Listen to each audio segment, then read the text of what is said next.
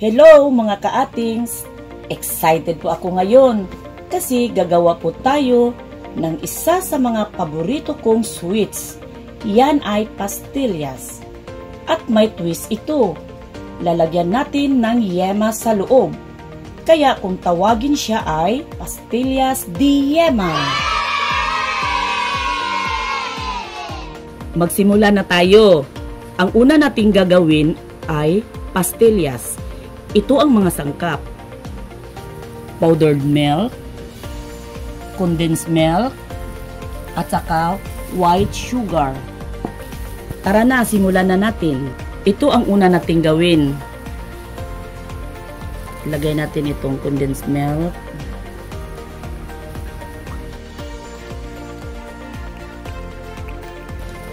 Pagkatapos nito, dahan-dahan natin ilagay ang powder milk.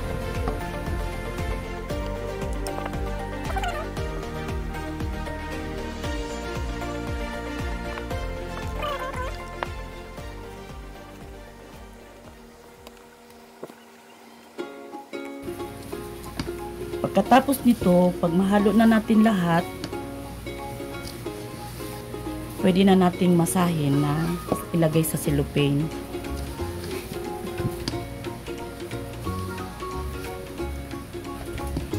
Masamasahin lang natin.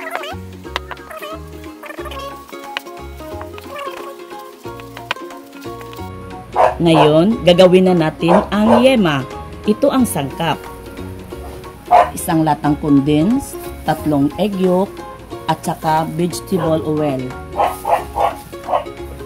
Una, paandarin natin, siyempre. At ilagay na natin ang vegetable oil. Tapos, itong condensed milk.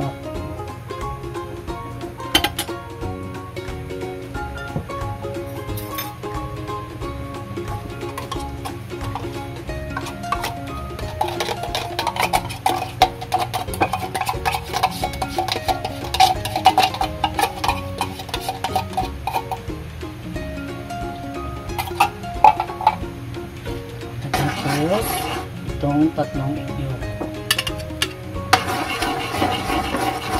Mix lang natin hanggang titigas siya pag magkulay brown na siya.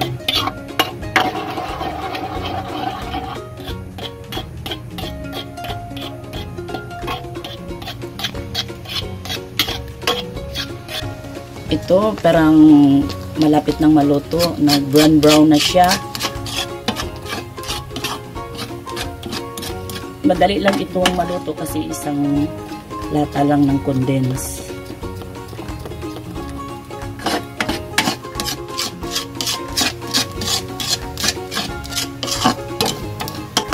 O, ito na. Pag hindi na siya didikit sa karahay, luto na. Brown na siya. Okay. Stop ko na apoy niya. Ilagay ko na sa lalagyan.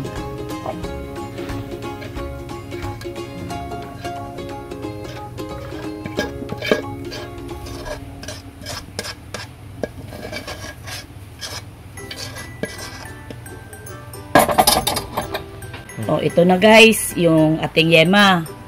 At ito naman yung pastillas natin. At ganito ang gagawin ko. Itong yema, i-hallmark ko siya ng ganito. Panipis lang ganito. Pagkatapos itong pastillas, ito ilalagay ko siya dito. Ganito lang guys ang gagawin natin.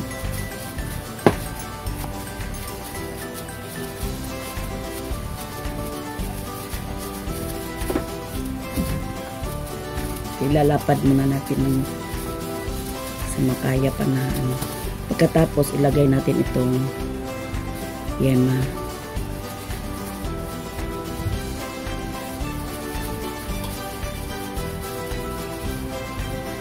Pagkatapos i-roll up lang natin ng ganito.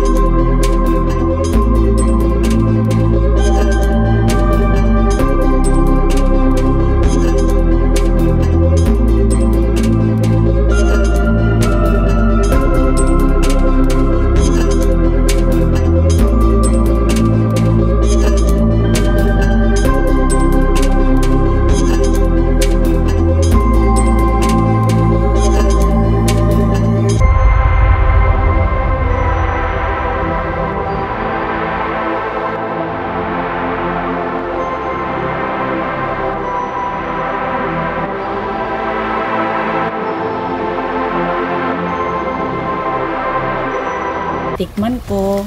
Sandali Masarap masyado.